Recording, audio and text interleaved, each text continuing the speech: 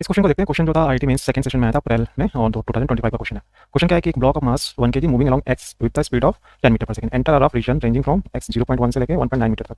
The retarding force acting on the block in this region is given by this equation with k की value given है and final speed of the block as it crosses the rough region.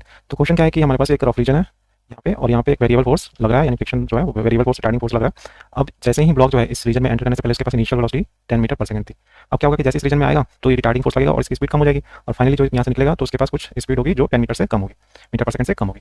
तो इस question को करेंगे कैसे? तो हमें पता है कि इनिशियल स्पीड गिवन है, यानी कि हम इनिशियल काइनेटिक एनर्जी फाइंड कर सकते हैं हाफ mv स्क्वायर से। अब क्या होगा, फाइनल हमें वेलोसिटी निकालनी है, तो जो इनिशियल काइनेटिक एनर्जी होगी और जो work done by this reason होगा वो क्या रिटार्डिंग फोर्स है, तो मतलब इसका वर्क डन नेगेटिव होगा। तो जो भी वर्क डन आएगा उसमें से हम इनिशियल एनर्जी में से काइनेटिक एनर्जी में से इस वर्क डन को माइनस कर लेंगे, तो जो बचेगा वो उसकी फाइनल काइनेटिक एनर्जी होगी। और जैसे ही फाइनल काइनेटिक एनर्जी आ जाएगी हम हाफ mv स्क्वायर यूज करके फाइंड कर सकते हैं उसमें वेलोसिटी। तो फाइंड करते हैं पहले इनिशियल काइनेटिक एनर्जी।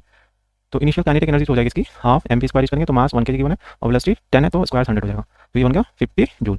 अब इस रीजन का वर्क डन निकालना मेन है, तो इसमें कैसे निकालेंगे? यहाँ वेरिएबल फोर्स लग रहा है माइनस के एक्स, यानी एक्स के हिसाब से वेरी कर रहा है, तो हम इसमें इंटीग्रेशन करेंगे, जो वर्क डन आएगा माइनस के एक्स फोर्स हो गया और स्मॉल डिस्टेंस के लिए लेंगे कि जब स्मॉल डिस्टेंस मूव किया डी एक्स, तो इसके लिए फोर्स इंटू डिस्प्लेसमेंट, तो ये वर्क डन का फॉर्मूला हो गया, ठीक है। और माइनस आ गया तो ये माइनस के कॉमन आ जाएगा और एक्स का इंटीग्रेशन एक्स स्क्वायर बाय 2 होता है और लिमिट जो यहाँ पे 0.1 से 1.9 मीटर, यानी यहाँ 0.1 एक्स से लेके 1.9 मीटर तक ये फोर्स लग रहा है, यानी कि के बाय 2 नेगेटिव बाहर और एक्स स्क्वायर में 1.9 रखेंगे एंड 0.1 रखेंगे, तो ये आ जाएगा के जो है हमारा 10 है, यहाँ पे 5 आ गया और ये आ गया 3.61 और ये आ जाएगा 0.01, तो ये बच गया हमारा 5 इंटू कितना आ जाएगा 5 इंटू 3.6 आ जाएगा, तो 5 इंटू 3.6 आ गया। अब इसको मल्टीप्लाई कर देंगे तो ये आ जाएगा हमारा 3.6 इंटू 5, तो ये 18 आ गया, यानी कि हमारे पास जो वर्क डन बाय फ्रिक्शन है वो 18, तो ये माइनस आ जाएगा, तो माइनस 18 है जूल, तो ये आ गया।